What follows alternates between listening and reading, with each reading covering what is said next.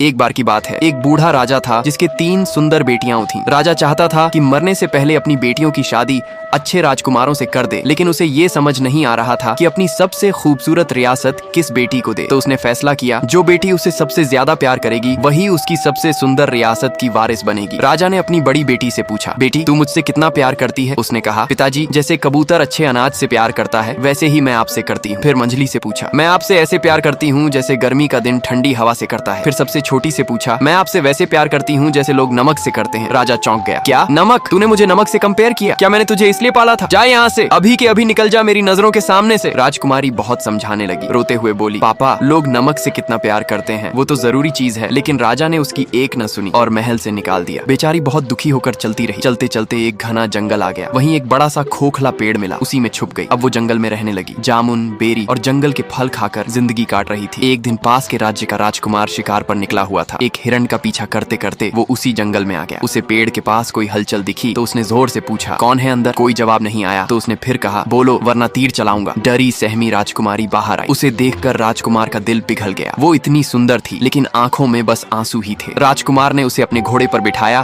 और सीधे अपने महल ले गया। जल्दी ही दोनों की शादी हो गई। शादी इतनी शानदार थी कि वहाँ के कुत्तों ने भी गोश्त वाला झोल खाया। समय बीता। एक दिन राजा बना वो राजकुमार अपनी रानी से पूछ बैठा, तुम्हारे पापा ने तुम्हें महल से क्यों निकाला था? रानी बोली, क्योंकि मैंने कहा था कि मैं उन्हें वैसे प्यार करती हूँ जैसे लोग नमक से करते हैं। राजा को सुनकर बहुत अजीब लगा, लेकिन फिर उसने एक प्लान बनाया। उसने अपने ससुर को एक निमंत्रण भिजवाया, राजमहल में आपका स्वागत है। अगले ही दिन बूढ़ा राजा सुनहरे रथ में बैठकर आ गया। राजा ने उसे अपनी सबसे आलीशान दावत में बिठाया। खाना परोसा गया, लेकिन सूप बेस्वाद था और मीट में कोई टेस्ट ही नहीं था। राजा ने काफी खा लिया, लेकिन पेट भरा नहीं। कुछ देर चुप रहने के बाद बोला, बेटा तुम्हारे यहाँ खाना कौन बनाता है? इसमें नमक तो है ही नहीं। लेकिन मैंने सुना था आपको नमक पसंद नहीं। राजा ने कहा, किसने कहा? आपकी बेटी ने। इतना सुनते ही राजकुमारी बाहर आई, मुस्कुराती हुई। बूढ़े राजा की आंखों में आंसू आ गए। वो दौड़कर अपनी बेटी से लिपट गया और कहा, अब मेरी सबसे सुंदर रियासत तेरे नाम बेटी। और फिर सबने खुशी खुशी जिंदगी बिताई, जैसे 2 कबूतर हमेशा साथ रहते हैं।